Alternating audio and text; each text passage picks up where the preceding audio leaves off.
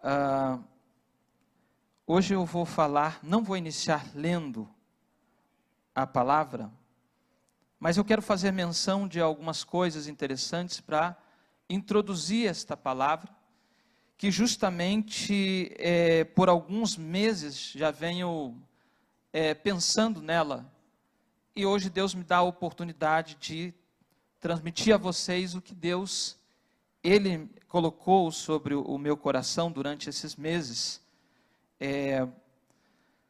Eu não sei se você já procurou no Google ou em outra plataforma sobre algumas frases, né? Tão bonito quando nós vemos frases que traz impacto sobre o nosso coração e mensagens que traz impacto sobre o nosso coração. Sabemos que tem pessoas que colocam lá no Facebook uma frase e aquela frase define muito bem o contexto ou daquele que transmite a frase ou aquele que na realidade está passando por uma situação. E ele se identifica com esta frase. Então, por alguns dias eu comecei a ver frases de alguns líderes. E nós vamos falar ou trilhar um caminho nesta manhã que vai ser bom, porque eu acredito que a frase, ou a mensagem, ela define quem é o mensageiro. Então nós vamos falar sobre isso. Porém eu quero mencionar algumas frases interessantes. Por exemplo, há um líder que é o Nelson Mandela. Ele disse assim: a educação é a arma mais poderosa que você pode usar para mudar o mundo. Quando Mandela proferiu esta frase, destacando a importância da educação como ferramenta fundamental para capacitar indivíduos em transformar sociedades, em sua luta aqui contra o apartheid, que na África do Sul, ele viu a educação como um meio de romper ciclos de opressão e desigualdade. Então nós vemos aqui um contexto. Há um líder que também trouxe revolução sobre a Índia, né? Que é Mahatma Gandhi, que disse assim: seja a mudança que você quer ver no mundo. Qual é o contexto desta frase? Gandhi usou aqui essa frase para encorajar as pessoas a começarem a transformação que desejam ver na sociedade, primeiro em si mesmas, e ele liderou aqui a Índia, a independência e o domínio britânico que estavam tentando oprimir através dos métodos de não violência. Então, ele fez uma revolução ao contrário daquilo que muita gente esperava sobre violência. Ele fez uma não violência. Há também um líder chamado Martin Luther King Jr., e muita gente conhece, né, essa frase, inclusive em inglês, I have a dream, né, que diz: eu tenho um sonho que meus 4 pequenos filhos um dia viverão numa nação onde não serão julgados pela cor da pele, mas pelo conteúdo do seu caráter. Queridos, essa frase faz parte de um famoso discurso que tem por título I Have a Dream, de King, que é pronunciada dentro de um contexto durante a marcha sobre Washington em 1963, e ele estava defendendo um futuro onde todos os americanos, querido, independentemente de raça, seriam tratados com igualdade e dignidade. Winston Churchill, ele disse assim: o sucesso é ir de fracasso em fracasso sem perder o entusiasmo. Qual é o contexto desta frase? Durante a Segunda Guerra Mundial, Churchill usou essa frase para motivar os britânicos a persistirem mesmo diante de dificuldades e derrotas. Ele acreditava que a resiliência, a perseverança eram essenciais para superar qualquer adversidade. Abraham Lincoln disse: aqueles que negam liberdade aos outros não merecem para si mesmo. Dentro do contexto, queridos, Lincoln pronunciou essa frase em referência à escravidão nos Estados Unidos. Como presidente, ele liderou o país durante a Guerra Civil e foi fundamental na abolição da escravatura, acreditando que a liberdade era um direito inalienável para todos. Amém? Margaret Thatcher, ela disse: não sigam a multidão, deixem a multidão segui-los. Qual é o contexto? Thatcher aqui, a primeira mulher a ocupar o cargo de primeira-ministra do Reino Unido, usou essa frase para incentivar a liderança individual e a independência. Ela acreditava em assumir responsabilidade, em ser um líder visionário, em vez de seguir a corrente. Então nós vemos aqui algumas frases de alguns líderes. Mas é interessante que dentro dessas frases, nós temos várias frases. Em uma delas que, é claro, que me chama a atenção, nós estamos vendo frases que vão ali, ou mensagens que vão nos mostrar que tipo de líder e qual é a visão desse líder. Porém, eu acho uma das frases que é a frase para mim mais importante, mais impactante, foi a que o próprio Cristo disse em João 14, verso 6. O que diz lá? João 14, verso 6, diz: fale com toda a sua autoridade que você tem. Vamos lá.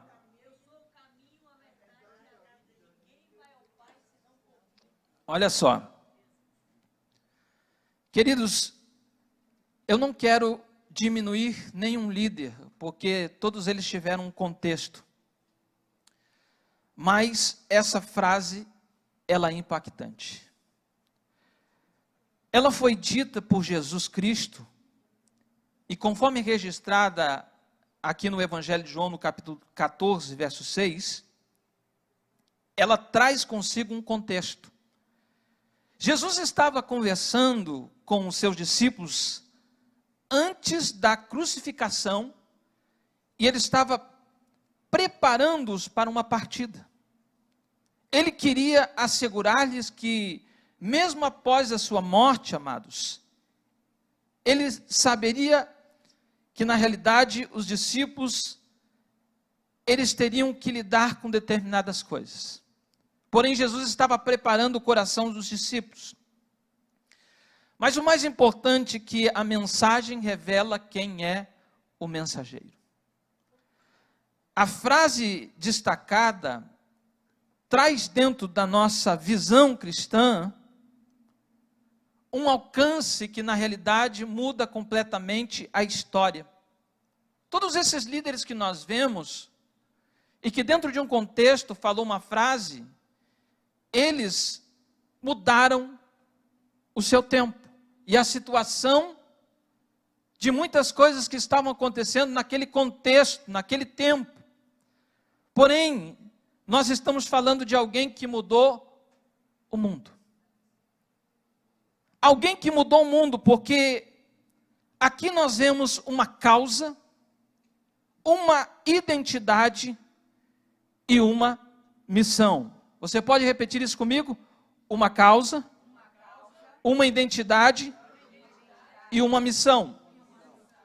Todos os grandes líderes, queridos, e figuras históricas aqui, amados, possuíam uma causa pelo qual elas lutaram, tinham uma identidade que os define e uma missão que guiam as suas ações. No entanto, nenhum deles fez uma declaração tão impactante quanto Jesus Cristo. Porque quando ele disse, eu sou o caminho, a verdade e a vida, ele não está apenas, amados, proclamando uma crença. Não, simplesmente não é isso. Aqui, amados, ele estava redefinindo o conceito e esse conceito é um conceito espiritual, oferecendo uma visão de salvação que transcende o tempo, que vai além do tempo. Mas é interessante que a sua afirmação não somente ecoou na história, mas também transforma vidas, moldando o curso, dando uma direção a todos aqueles que se achegam à sua presença e entendem a sua mensagem. A mensagem aqui define a causa, o motivo. A mensagem aqui traz a identidade do mensageiro, traz também a missão do mensageiro. A mensagem que você carrega define quem realmente você é e qual motivo pelo qual você está aqui e o que é a sua missão nesta terra. É interessante porque o texto vai nos mostrar isso. João 14, verso 6, vai mostrar a causa, o motivo do mensageiro, vai mostrar a identidade do mensageiro e vai mostrar a missão do mensageiro. Veja bem, uma pergunta: qual era o motivo pelo qual Jesus veio à terra? Dentro desse texto, Jesus veio para reconciliar o homem com Deus, porque ele diz: eu sou o caminho. Motivo: ele veio reconciliar o homem com Deus. Mas ele tem uma identidade. A mensagem revela quem realmente o mensageiro é. Quando, por exemplo, você olha para o texto dizendo: eu sou o caminho à verdade. E sabe o que identifica aqui? É que fala-se sobre ele como a verdade, apontando para a sua divindade. Porque o que diz em Jeremias 10:10? Alguns textos, algumas traduções vai dizer que o Senhor Deus é verdadeiramente Deus. Mas há uma versão que diz assim: mas o Senhor Deus é a verdade. Quem é Jesus? O próprio Deus. Porque revela a sua identidade. Ele é a verdade, mas dentro desse texto nós vemos aqui a sua divindade. Mas e qual é a sua missão? A missão de Jesus, queridos, aqui nós falamos sobre o caminho, a verdade e a... Mas essa é qualquer vida? Não. É a vida o quê? Eterna.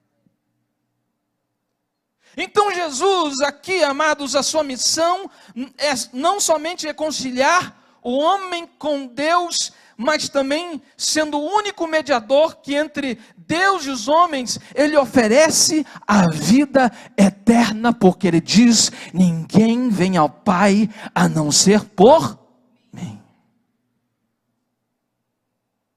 Mas nós precisamos entender um pouco mais a fundo o que a mensagem define sobre nós, o que ela traz sobre a nossa vida, porque ela revela a causa, a identidade e a missão.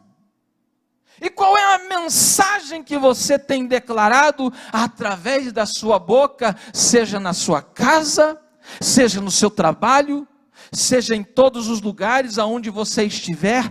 Qual é a mensagem que você tem declarado? Porque a mensagem revela quem você é. Você faz um espelhamento quando você tem, por exemplo, Jesus como Senhor da tua vida. O que Jesus fez quando convida os 3 discípulos para o Monte da Transfiguração. Você sabe o que acontece ali? O rosto de Jesus brilha como um sol. E o corpo de Jesus resplandece.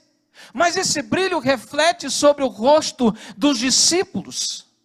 E quando reflete o rosto dos discípulos, nós entendemos que há um espelhamento, porque ali os discípulos estão vendo a glória de Deus, e eles precisam refletir a presença de Cristo, eles precisam andar como discípulos de Cristo, eles precisam falar como discípulos de Cristo. Mas eu pergunto para você, qual é a mensagem que tem revelado quem você é?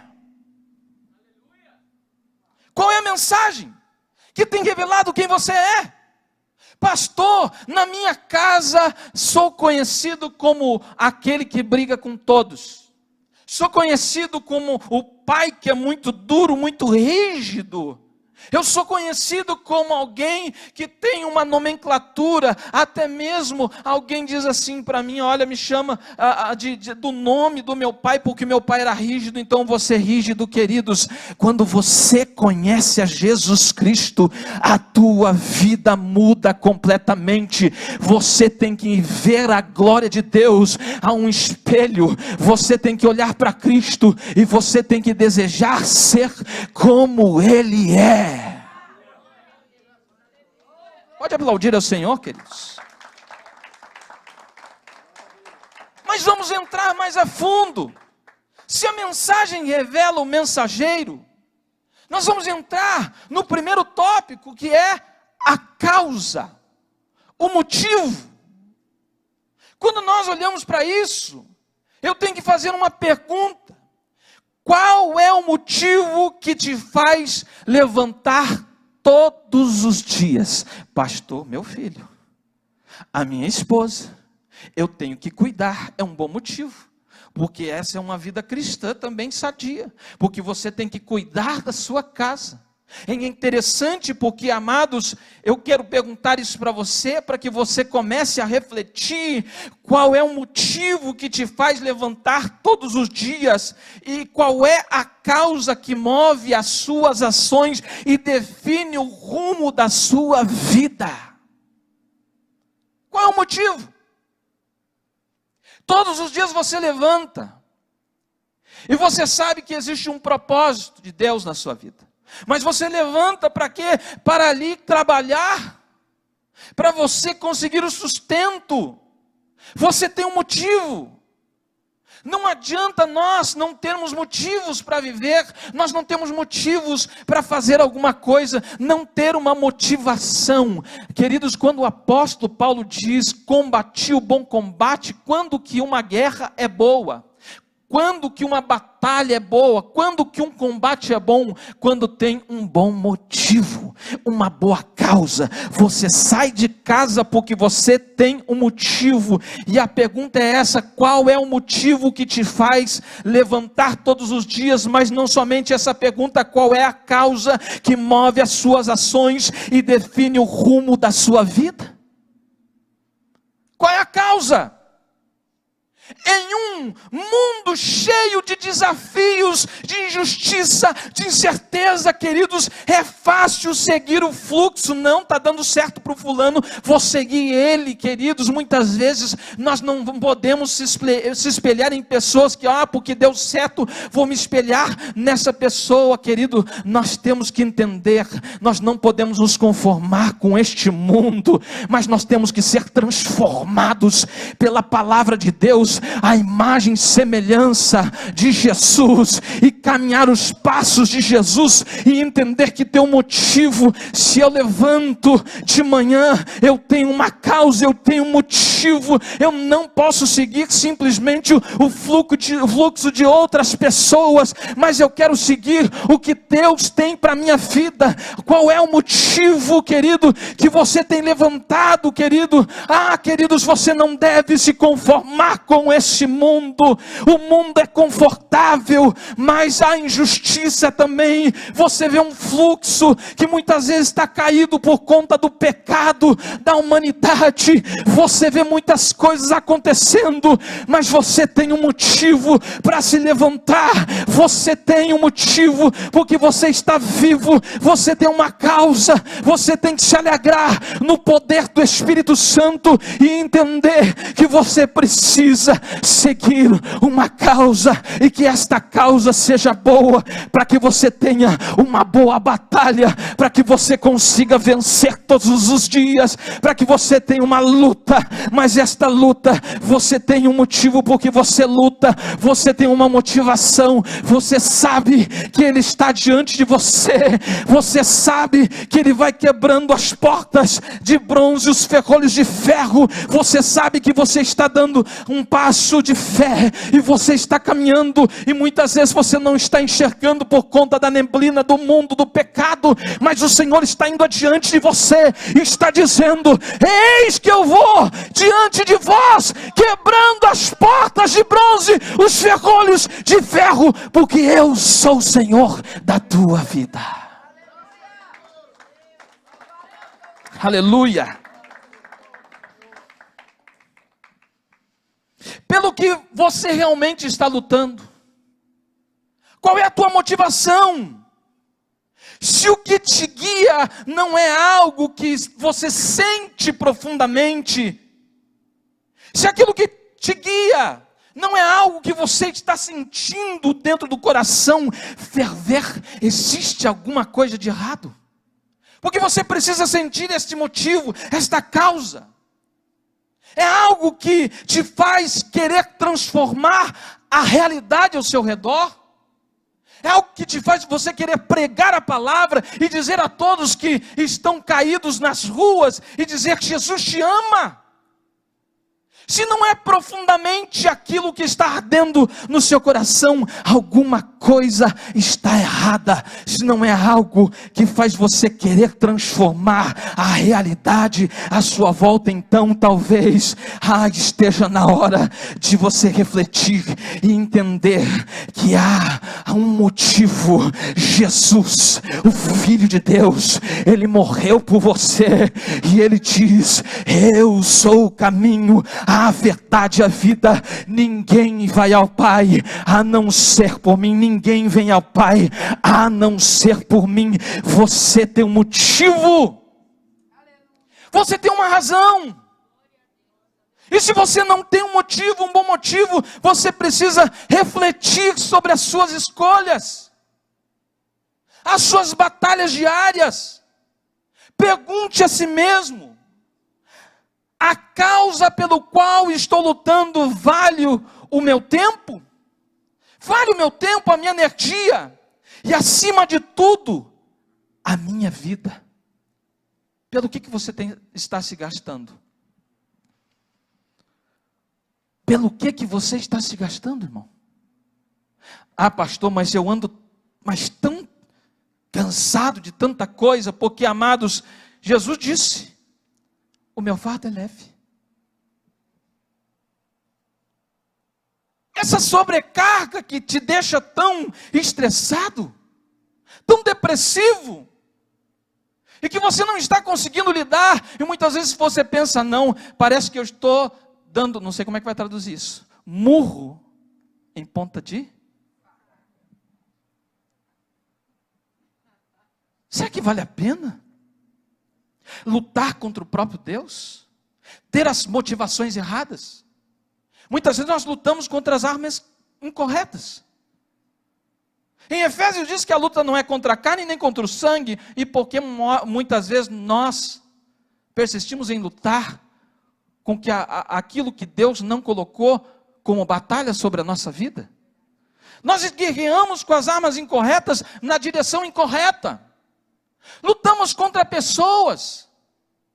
Lutamos muitas vezes até mesmo contra aqueles que nos rodeiam, aqueles que estão em casa, os nossos filhos, as nossas esposas. As esposas lutando contra os maridos. Há uma guerra dentro de casa. Há uma batalha que muitas vezes você não percebe. Mas o sistema está conseguindo corromper as famílias. Veja que o pai não fala com o filho não fala com o pai. O marido não fala com a esposa, mas por quê? Porque é muito sutil o que o inimigo tem plantado. Porque a maioria das vezes, a falta de comunicação é por conta da tecnologia. Você lembra quando você era criança e o teu pai falava assim, vem jantar, o que você fazia? Já vou jogar mais uma partida de futebol. Não é isso não. O pai falava uma vez só. Meu pai falava uma vez só.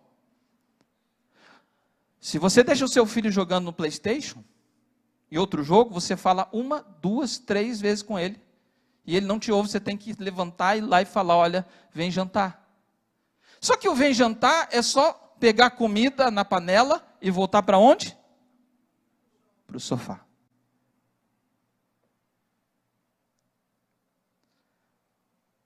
A mesa é algo sagrado.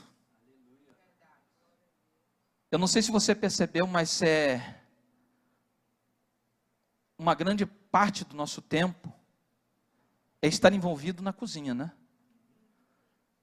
Porque eu não consigo, muitas vezes, só quando eu tenho algo, ou estudar, ou preparar alguma coisa, ficar assim na cozinha. Todo momento estou indo na cozinha.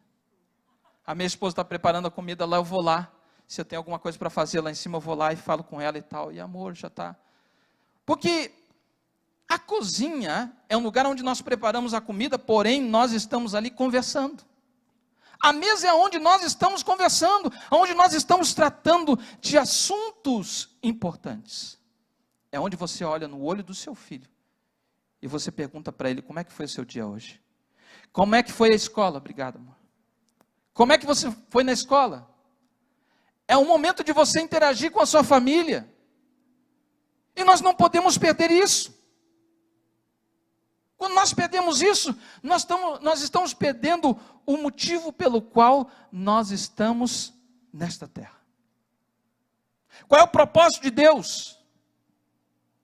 Porque é muito claro entender na palavra do Senhor qual o motivo de Jesus ter vindo para a terra.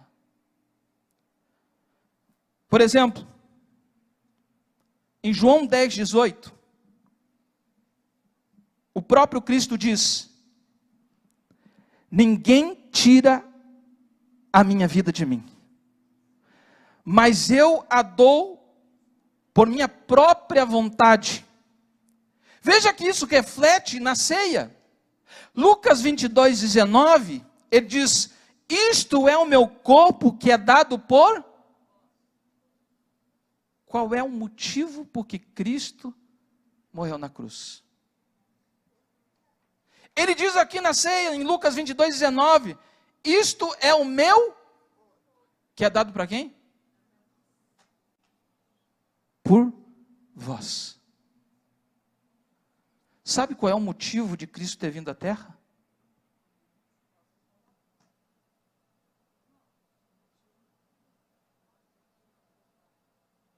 A motivação, as declarações que foram feitas por Jesus, em momentos cruciais do seu ministério, ele estava comunicando que a sua morte na cruz não seria simplesmente um ato de violência, tomado contra a sua vontade, mas um sacrifício consciente e voluntário.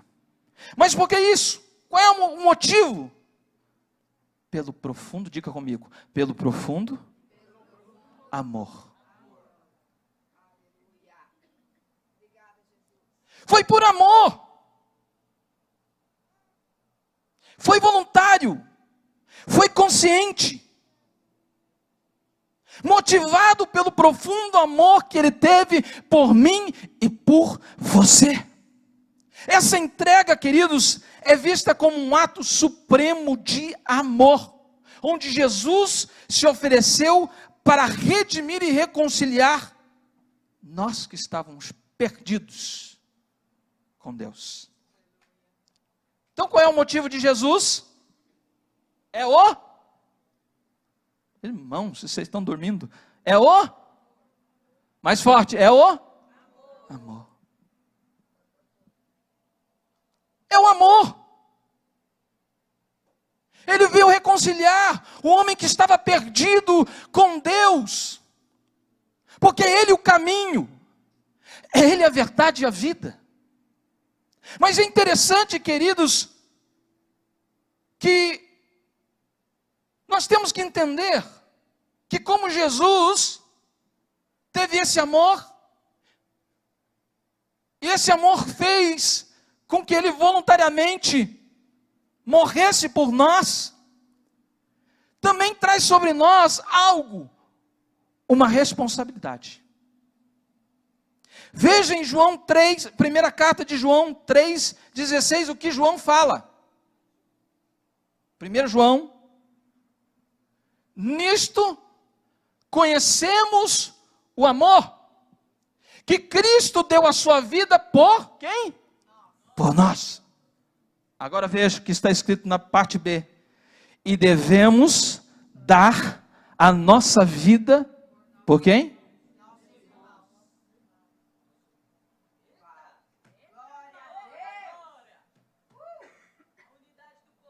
Veja isso. Nós somos tão egoístas que nós não queremos ajudar os nossos irmãos. Sabe quando você vai conseguir vencer? Quando você entender que o motivo pelo qual nós estamos aqui é porque, primeiramente, Deus, Jesus, nos amou e morreu por nós, mas que nós também, com esse amor, devemos dar a nossa vida pelos nossos irmãos.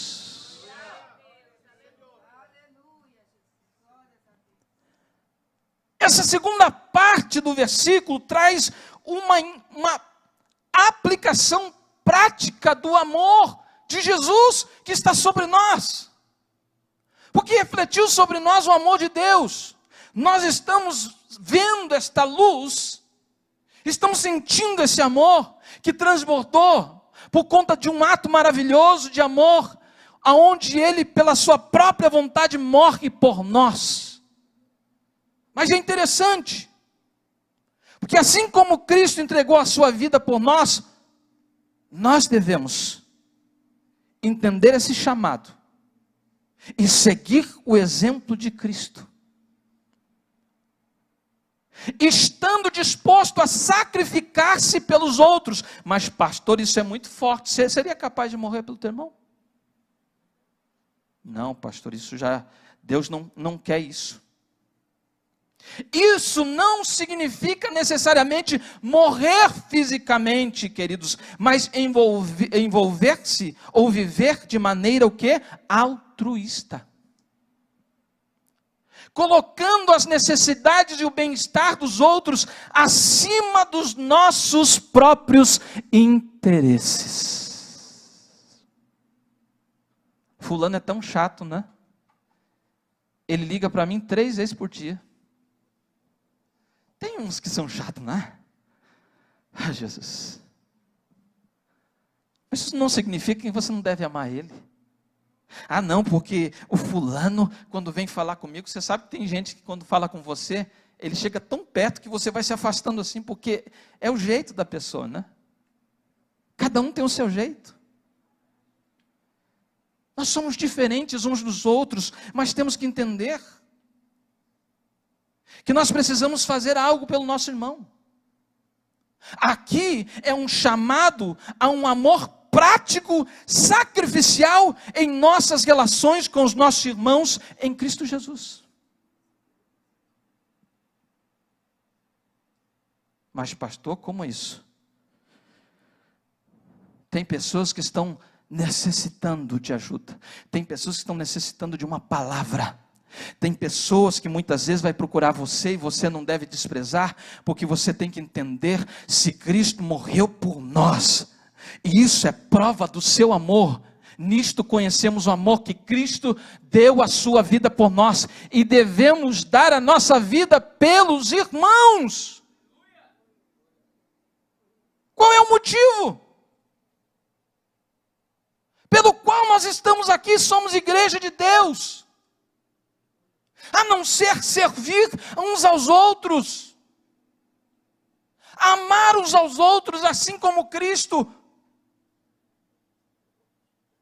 Mas pastor, eu sou imperfeito, todo mundo é pecador, todo mundo é imperfeito, querido. Mas se você não tiver uma motivação, se você não foi movido por esse amor, se você não for movido por esta comunhão, se você não entender isso, então, querido, você não vai conseguir entender o amor de Deus sobre a sua vida, porque foi de forma voluntária. Cristo foi na cruz.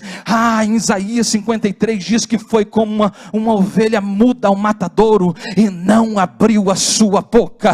Muitas vezes você vai passar por situações, por lutas, por dificuldades, mas entenda, se o Senhor for com você, se você tiver um bom motivo, se esse amor refletir sobre a sua vida, mesmo que você passe pelo fogo, o fogo não te queimará.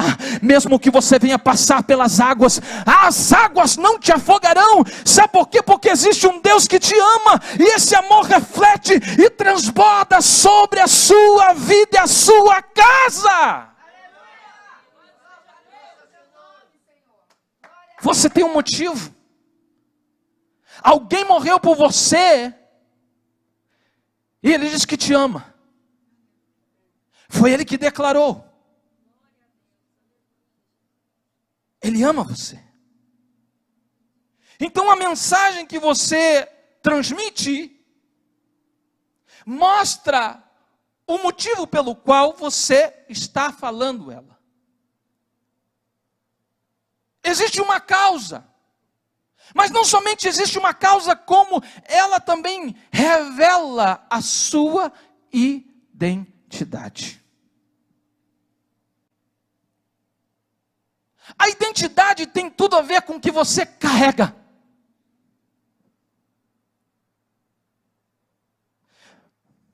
Mas você já parou para pensar, querido, no que realmente você está levando com você? O que você está carregando? O que está guardado no seu coração? Nas suas atitudes? Nas suas palavras? Veja bem, Mateus 6,21 diz, porque onde está o teu tesouro, aí estará o quê? O teu coração. O que você carrega? Pastor, eu carrego uma coleção de crenças ou de hábitos. Entenda, que o que você carrega é a própria essência de quem você é. Pastor, estou cheio de ódio, estou cheio de mágoa. Volto a repetir, o que você carrega é a própria essência de quem você é. E é isso que define a sua identidade.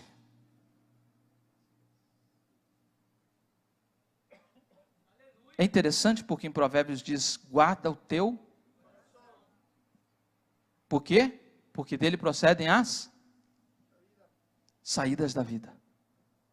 É importante porque se você guarda o seu coração e você entende que o que você carrega é o que define a sua identidade, porque fala da sua essência, então mostra aonde você tem valorizado mais. Porque o tesouro representa aquilo que consideramos mais valioso na nossa vida. É aquilo, queridos, que nós mais investimos tempo, energia e recurso. E quando Jesus está falando aqui em Mateus 6,21, ele nos alerta que aquilo que nós valorizamos acima de tudo, molda o foco do nosso coração e as consequências da nossa vida.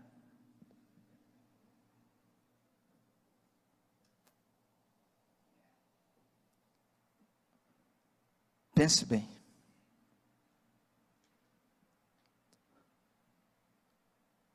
O que está no centro da tua vida?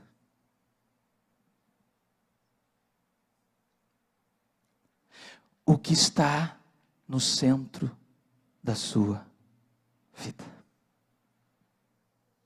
Será que são valores verdadeiros?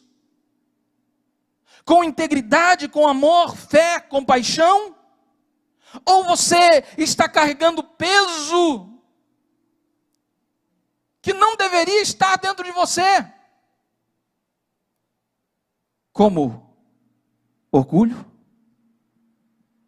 amargura, indiferenças, a falta do perdão. O que você carrega?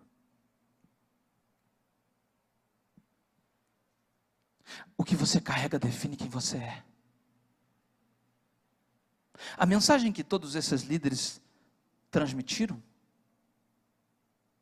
nos mostra o que eles carregam e qual é a identidade que eles têm.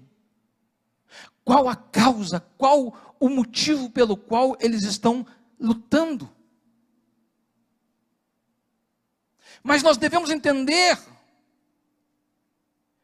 que o que nós carregamos não apenas nos afeta, mas também molda a forma como os outros nos veem.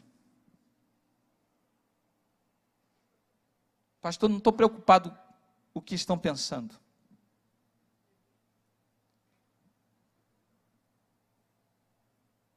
Aí que está a preocupação, porque isso define a sua jornada neste mundo. Porque se você faz alguma coisa de errado, e você tem muita gente que olha para você e segue o seu exemplo, então você vai ser um péssimo exemplo.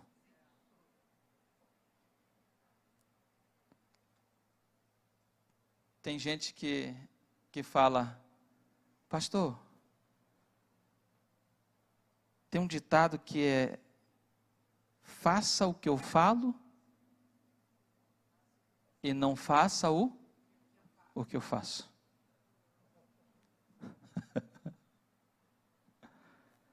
Tem gente falando, não, faz assim, faz assim, faz assim. E a pessoa está olhando, como eu vou fazer se você não dá exemplo? Nós podemos ver isso dentro de casa. Se eu falo para o meu filho, filho, faz assim, e ele vê eu fazendo o contrário, o que ele vai fazer? Por que eu vou fazer se o senhor não faz?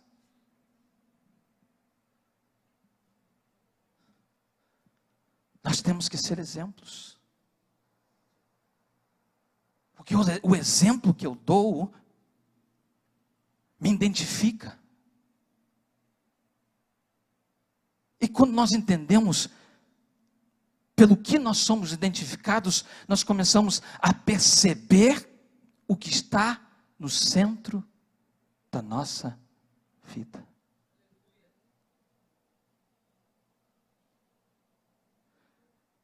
O altar que você construiu para quem?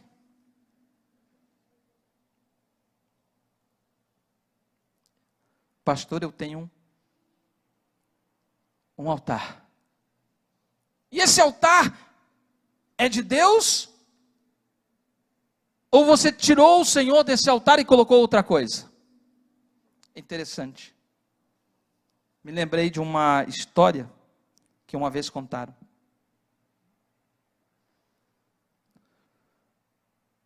Uma criança chegou para os seus pais e disse assim, eu quero atenção, mas eu não tenho. E os seus pais ali não deram o acompanhamento necessário para a criança, não deram valor àquela frase. E um dia o pai foi dormir, só que antes de dormir ele passa pelo quarto do filho que tinha pedido atenção. Na frestinha da porta, ele olha o seu filho fazendo uma oração. E sabe qual era a oração? Deus, me transforma numa televisão. Por porque o meu pai e a minha mãe não me dão atenção. E eles ficam somente na televisão. Pai, me transforma em uma televisão, para que eles venham me dar atenção. Sabe que muitas vezes, queridos, nós estamos exalando essa essência para a nossa vida e a nossa casa, ao contrário, e mostrando para os nossos filhos que no altar, aonde Deus deveria de estar, está outras coisas. Está o carro, está o trabalho, está a televisão, está a tecnologia e muitas outras coisas.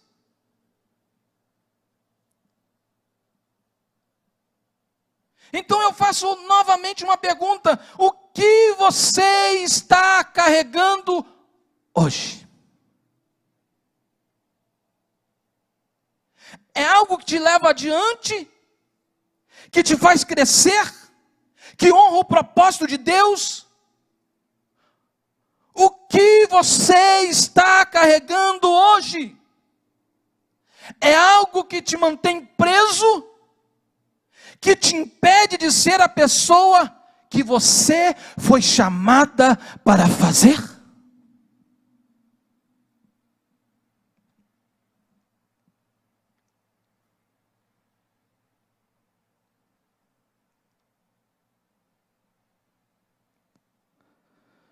Jesus se identificou muito bem. Nós vimos em Jeremias 10:10 que há uma conexão com João 14, verso... Irmãos, nós estamos no culto. Verso 6. Mas é interessante que Jesus sabia muito bem quem ele era. Primeiro que quando ele sai do batismo, o céu se abre, desce uma pomba, né? Simbolizando ali o Espírito Santo, com forma corpórea. Desce sobre ele, mas uma voz diz o quê?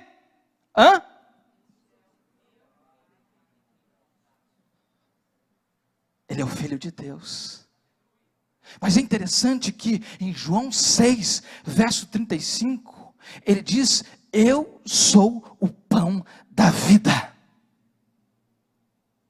Isso identifica Jesus como um alimento espiritual que sacia a fome. Ele está afirmando: eu sou o pão da vida. Mas é interessante porque em João 8, verso 12, ele diz: eu sou a luz do mundo. E o que ele está afirmando? Que ele é a luz que ilumina, para que a gente consiga entender o que ele nos oferece, que é a vida eterna. Mas não para por aqui, porque ele diz em João 10, eu sou a porta das ovelhas. É interessante porque aqui em João ele diz, eu sou. Isso identifica quem você é. Se você não entende quem você é, você precisa parar e refletir, porque Jesus está falando aqui: eu sou o pão da vida, eu sou a luz do mundo, eu sou a porta das ovelhas, eu sou o bom pastor, eu sou a ressurreição, a vida, eu sou o caminho, a verdade e a vida, eu sou a videira verdadeira. E agora eu te faço uma pergunta: quem você é? Porque Jesus sabia quem ele era. Quando o diabo foi tentar ele no deserto, ele dizia assim: se tu és o Filho de Deus, espera aí, eu sou filho de Deus. O Pai me disse. E a declaração que o Pai fez sobre mim, dizendo que eu sou o filho A. Então você é o filho A?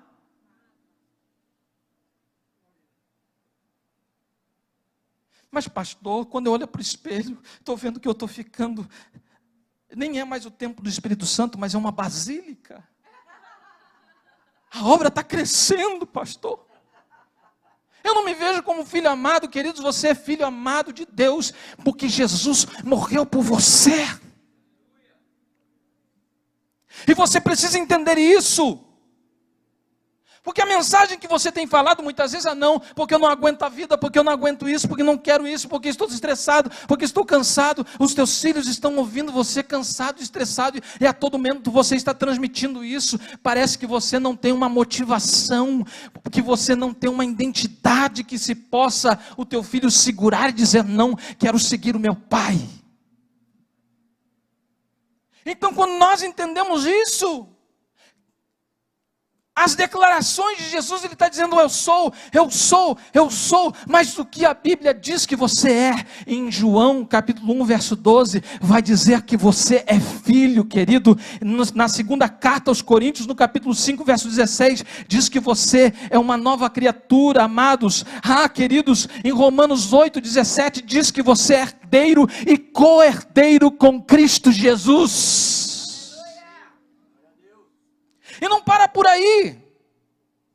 Nós vemos na primeira carta aos Coríntios, no capítulo 6, verso 19, que nós somos templos do Espírito Santo. Em Mateus 5, queridos, diz que nós somos sal da terra, luz do mundo. Você tem que fazer a diferença nessa terra. Você tem que exalar o perfume de Cristo. Você tem que ali descortinar esta identidade. Você tem que entender quem você é. Você é filho, você é discípulo de Cristo. Você é muito mais do que isso. Você tem intimidade com Ele, você é templo do Espírito Santo. Você não é só templo do Espírito Santo, você é embaixador de Cristo, você é um eleito amado por Deus, querido. Você é o corpo de Cristo, você é o povo santo, sacerdócio real. Mas você pensa, pastor, quem sou eu? Qual é a minha identidade? Nós fomos chamados para ser um povo separado, dedicado ao Senhor, para proclamar as suas maravilhas a todos aqueles que se aproximarem na nossa vida. Nós somos mais do que vencedores. Nós somos os lavados e remidos pelo sangue de Jesus. Nós somos o povo escolhido, a nação eleita. Você é propriedade exclusiva do Senhor. Não deixa o diabo falar que você não é. Diga, eu sou o povo eleito de Deus.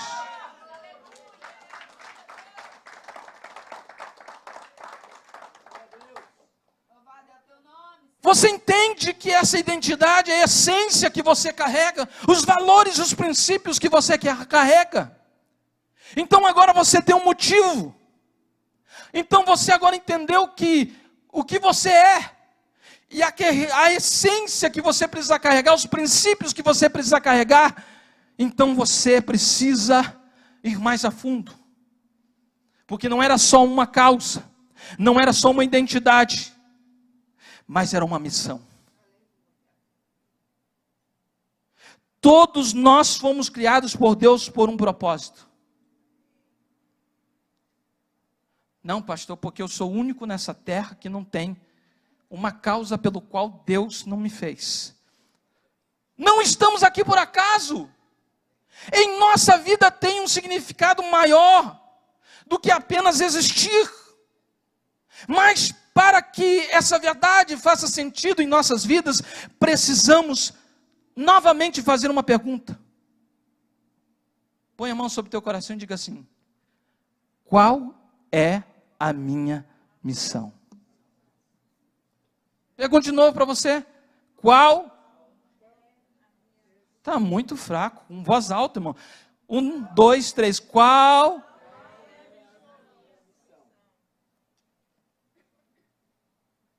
Queridos, para quem ainda não sabe sua missão, eu vou fazer algumas perguntas a mais. Você já parou para ouvir a voz de Deus em meio à distração da vida? Pastor, está uma turbulência minha vida. Eu estou indo para um lado, para o outro, perdido. Aonde eu vou? Onde Deus quer que eu esteja, querido? Quando você para ouvir a voz de Deus. Senhor, o que tu queres de mim? Dentro desse tempo, do contexto que eu estou vivendo, o Senhor me chamou para algo, uma missão. O que o Senhor quer realizar através da minha vida? Então, por isso desta pergunta, você já parou para ouvir a voz de Deus em meio às distrações da vida? Outra pergunta, conectada a essa. E o que ele tem falado ao seu coração a respeito disso? É que você está tão ocupado que você não percebeu o que ele já falou. Interessante que há um texto que fala sobre Agar. E Agar está no deserto. Está sofrendo uma crise muito grande. Porque deserto faz referência à escassez. E ela está ali. E com certeza ela não havia percebido que existia água. Até que alguém apontou para ela a água. Eu fiquei pensando sobre isso e também sobre os discípulos do caminho de Emaús. Jesus se apresenta aos discípulos, mas eles estão presos na sexta-feira. A sua mente fez uma foto daquele grande dia. E os horrores que aconteceram naquele dia. Então os discípulos estão olhando para uma figura de crucificação e não conseguem olhar para o domingo de ressurreição. Nós estamos olhando para coisas muitas vezes que já passaram, têm valor por conta de experiências que nós tivemos, mas nós não conseguimos olhar para o domingo da ressurreição. Deus tem um propósito na sua vida, mas você não consegue enxergar por conta das lutas que você está vivenciando. E para você entender isso, você precisa confrontar a realidade que você está vivendo. E para você confrontar a realidade que você está vivendo, primeiro você tem que ter uma palavra. Se você está debaixo de uma palavra de Deus, dentro da realidade em que você está vivendo, dentro da dificuldade, você consegue confrontar a situação com a palavra que Deus colocou sobre a sua vida. O que aconteceu em Ezequiel 37? Ezequiel está dentro de um vale de ossos sequíssimos. Só que nós não olhamos que Ezequiel já vem carregando uma palavra desde o capítulo 36, que o próprio Deus disse: eu tirarei o coração de pedra e colocarei o quê? O coração de... Mas qual foi o motivo disso? Para fazer com que o povo obedecesse? Mas o que aconteceu com o povo? Porque eles não estavam obedecendo, estavam dentro de um cativeiro, haviam perdido a esperança, estavam desacreditados por conta da situação do cativeiro, a opressão do inimigo contra a vida deles. Alguns já haviam se acostumado com o cativeiro. Aí quando Ezequiel ele vai para o vale, ele vai com uma palavra. Ele carrega uma palavra para dentro do vale. Ele sabe que Deus quer fazer algo no meio do povo. O povo está sem esperança. E Deus faz uma pergunta para Ezequiel dizendo: pode ter vida esses ossos? E ele já vem carregando uma palavra. E o que Ezequiel respondeu?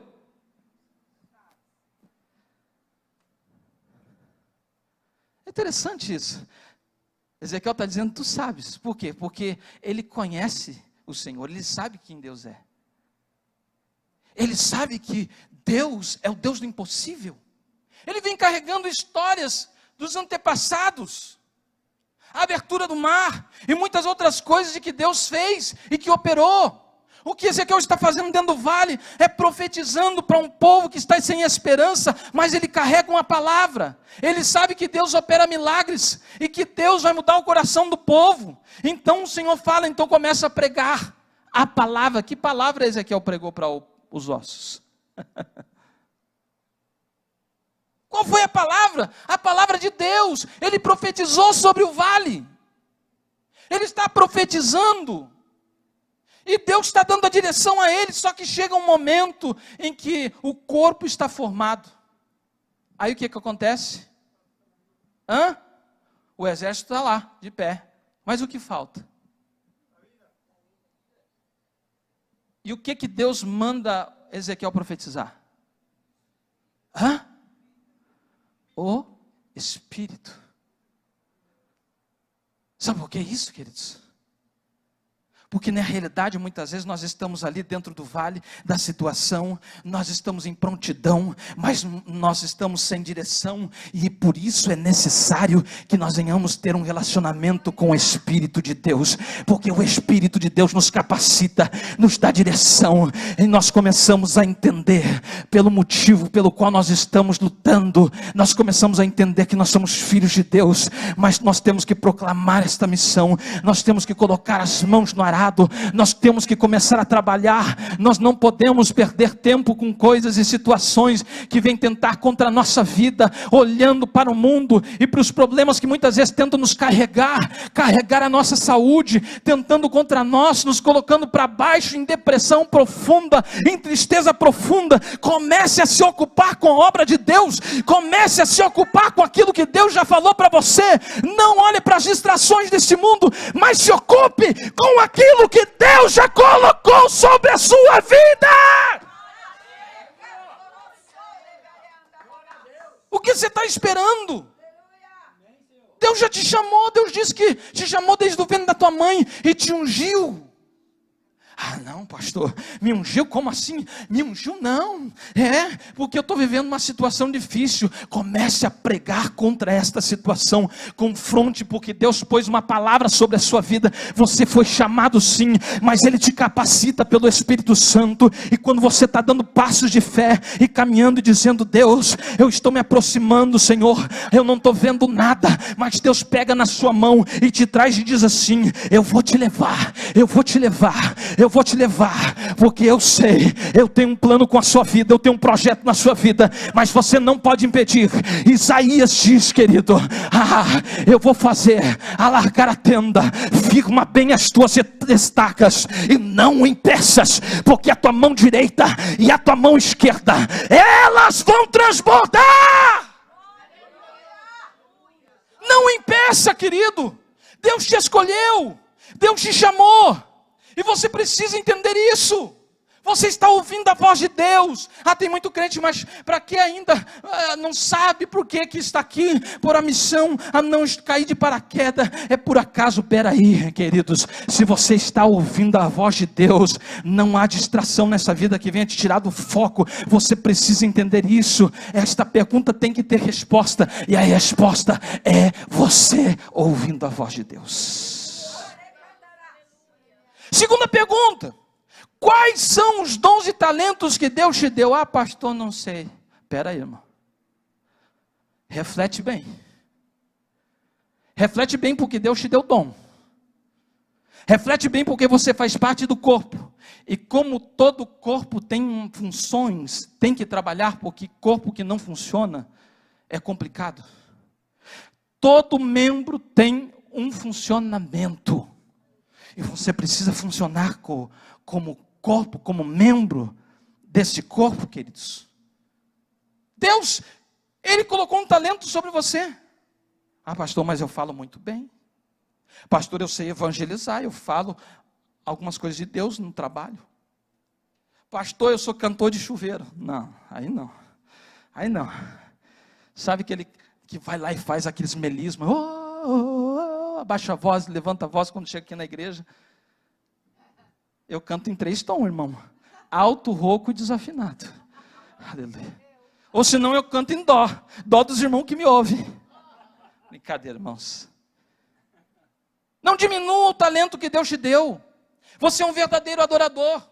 Você está vivendo a palavra de Deus. Ele colocou um dom sobre você. Agora você precisa entender como você pode usá-lo para servir aos outros e glorificar o nome de Deus.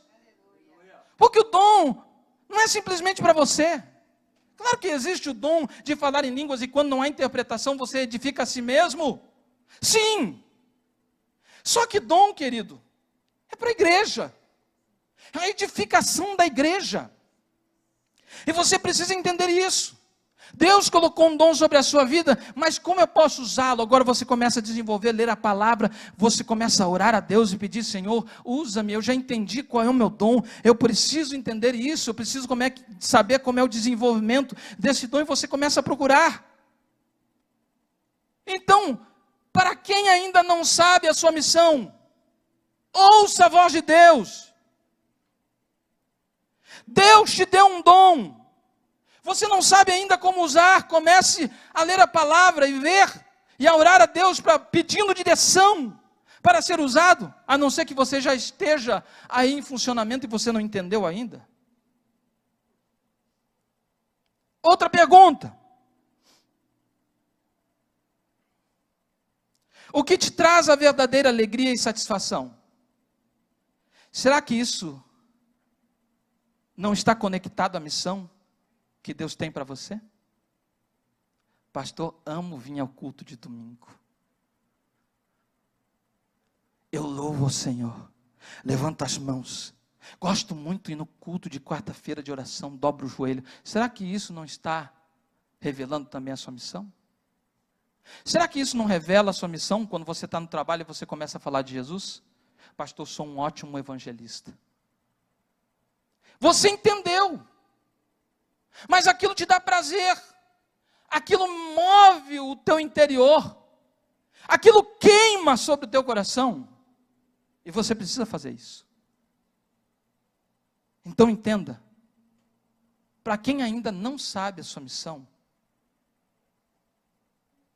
Deus tem uma palavra sobre a sua vida, Deus te deu um dom, você está descobrindo como desenvolve tudo isso, como você usa, e aquilo que muitas vezes traz alegria a você pode ser sua missão. E para quem se sente perdido, aí é outra coisa.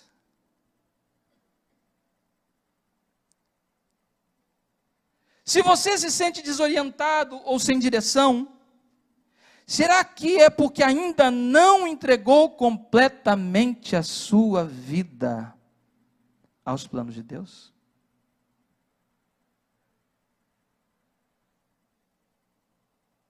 Aí é que pega. Outra pergunta: você ainda tem buscado a sua identidade em coisas passageiras, ao invés naquilo que é eterno? Como isso tem te afastado de descobrir a sua missão? Porque a identidade e a missão estão conectados. Não tem como descolar. O motivo pelo qual você está lutando, não tem como descolar dessas duas coisas, identidade e missão. Tudo está conectado. A última pergunta: você já se perguntou se está vivendo para agradar aos outros ou cumprir a vontade de Deus?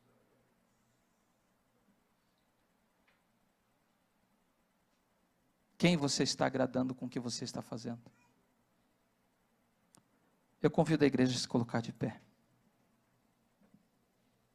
Jesus